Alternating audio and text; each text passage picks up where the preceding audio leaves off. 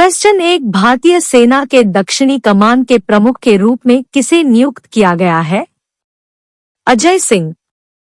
एक, वह राष्ट्रीय रक्षा अकादमी पुणे और भारतीय सैन्य अकादमी देहरादून के पूर्व छात्र हैं। उन्हें दिसंबर 1984 में 7/11 गोरखा राइफल्स में कमीशन दिया गया था। क्वेश्चन 2, किस सोशल मीडिया प्लेटफॉर्म ने सत्यापित खातों के लिए शुल्क की घोषणा की है? ट्विटर।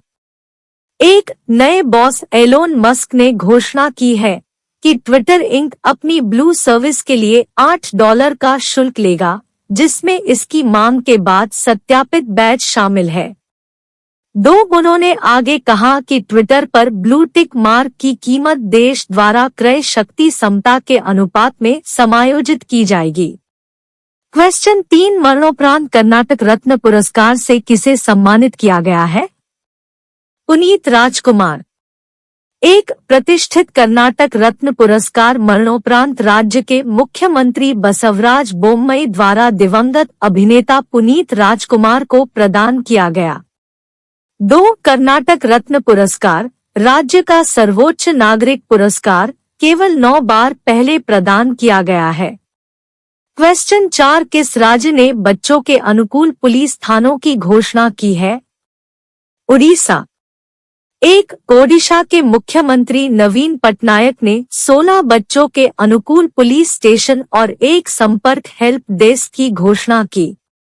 2, मुख्यमंत्री ने यह भी घोषणा की कि राज्य में 18 और बच्चों के अनुकूल पुलिस स्टेशन जल्द ही काम करना शुरू कर देंगे। क्वेश्चन 5, बांग्लादेश द्वारा मरणोपरांत फ्रेंड्स ऑफ लिबरेशन वॉर सम्मान से किसे सम्मानित किया गया है? Edward M Kennedy. एक, बांग्लादेश की प्रधानमंत्री शेख हसीना ने ढाका की मुक्ति में उनके योगदान के लिए मरणोपरांत पूर्व अमेरिकी सीनेटर एडवर्ड एम कैनेडी को प्रतिष्ठित फ्रेंड्स ऑफ लिबरेशन वॉर सम्मान से सम्मानित किया है। क्वेश्चन 6, इंडिया केम 2022 फीट सम्मेलन की मेजबानी कौन सा शहर कर रहा है? दिल्ली। एक, केंद्रीय मंत्री मनसुख मंडाविया ने नई दिल्ली के प्रगति मैदान में इंडिया केम 2022 का उद्घाटन किया।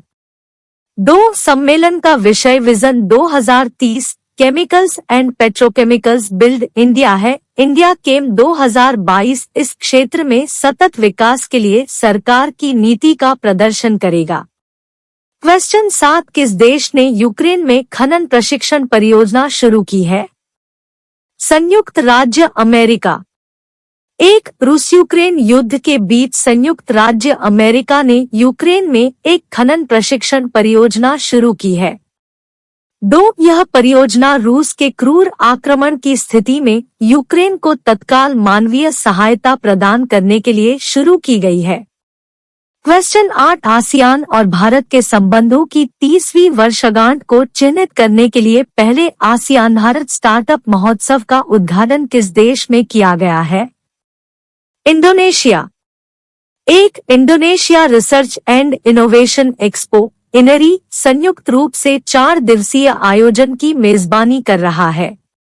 त्योहार में 4 मुख्य कार्यक्रम स्टार्टअप प्रदर्शनियां हैं, सेमिनार और टॉक शो, G2G मीटिंग और B2B मीटिंग, साथ ही स्टार्टअप पिच लड़ाई। क्वेश्चन 9, राजेश रंजन को किस देश में भारत के अगले राजदूत के रूप में नियुक्त किया गया है? पश्चिम अफ्रीकी देश कोटे डी आइवर या आइवरी कोस्ट।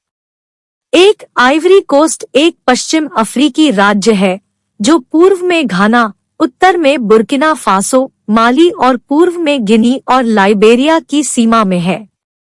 क्वेश्चन 10, किस राज्य ने अपनी लोकप्रिय लक्ष्मी भंडार योजना के लिए महिला और बाल विकास श्रेणी में स्कॉक पुरस्कार 2022 जीता है?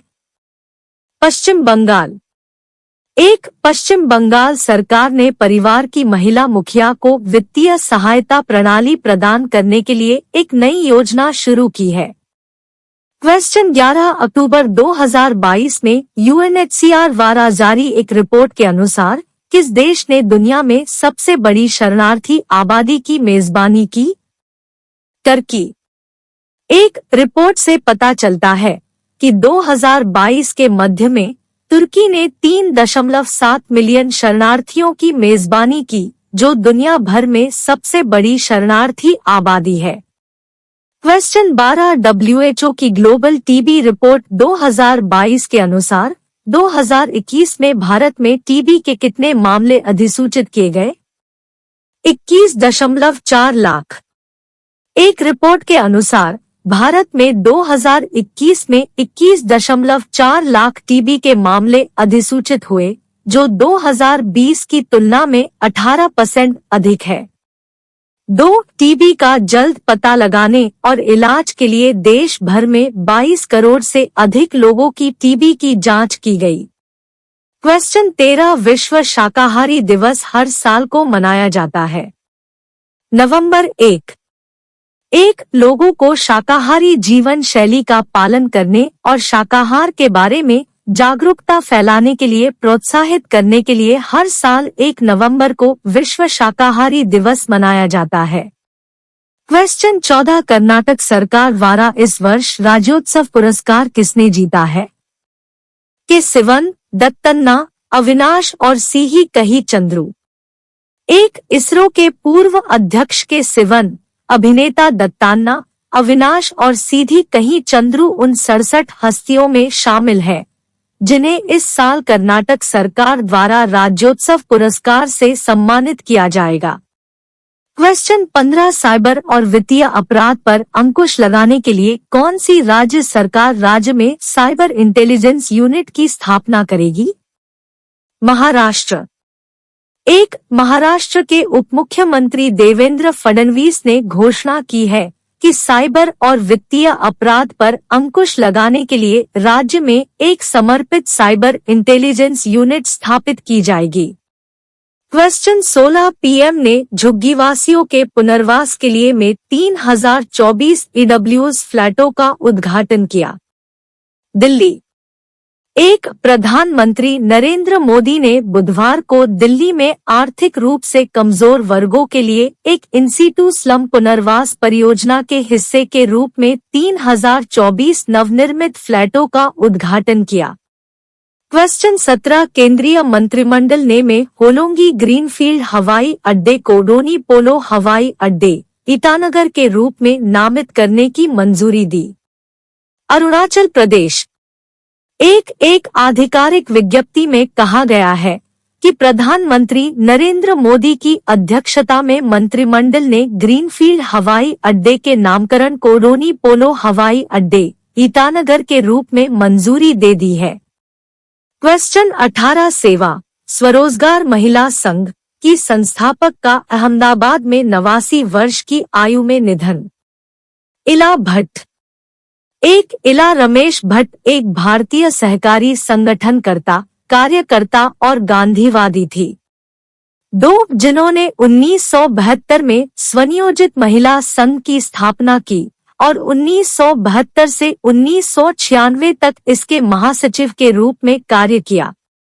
क्वेश्चन 19 कैबिनेट ने रबी सीजन के लिए P&K, फॉस्फेटिक और पोटेशियम उर्वरकों के लिए सब्सिडी को मंजूरी दी। 51,875 करोड़ रुपए।